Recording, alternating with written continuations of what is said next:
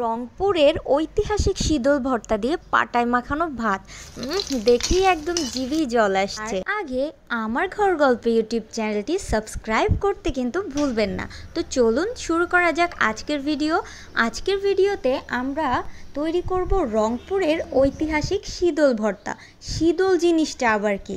আসলে আমাদের বাংলাদেশের 64 জেলার মানুষের কত রকমের যে খাবার আইটেম আছে আমরা কিন্তু নিজেরাও জানি না। এরকম অনেক মজার মজার খাবার আছে যেগুলো আমরা জানিই না। এই দেখুন না, শীতল ভর্তাটা কয়েকদিন আগেও কিন্তু আমরা খাইনি, জানতামই না এত মজা।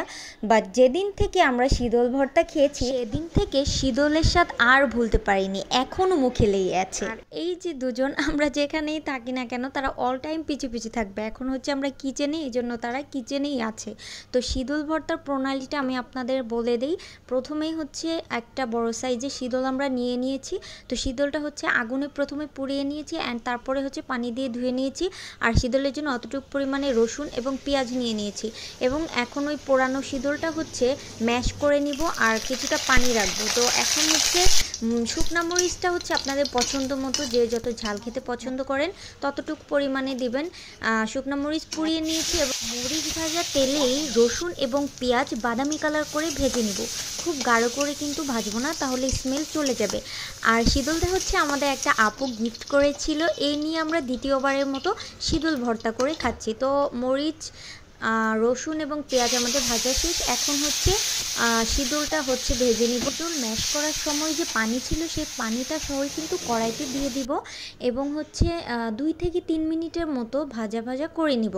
বেশ ভালো করে ভাজতে হবে যাতে করে শীতলের কোনো কাঁচা ভাব না থাকে। শীতল ভাজা এবং শীতল ভর্তা করার জন্য যা যা লাগে সব কিছু কমপ্লিট করে ফেলেছি। এখন হচ্ছে শীতল এবং রসুন, মরিচ, পেঁয়াজ একসাথে বাটার পালা। ভর্তাটাই হচ্ছে আমার আপু করছিল আর আপু হচ্ছে এর সাথে কাঁচা পেঁয়াজও অ্যাড করেছে। টেস্ট অনেক গুণ বেড়ে যায় কাঁচা পেঁয়াজ যে কোনো ভর্তা অ্যাড করলে। তো ফাইনালি আমাদের শীতল ভর্তা কমপ্লিট হয়ে গেল। তো এখন হচ্ছে আমরা পাটায় মাখানো ভাত খাবো। আমরা যে কোনো ভর্তা করা শেষেই এভাবে পাটায় মাখিয়ে সবাই ভাত খাই।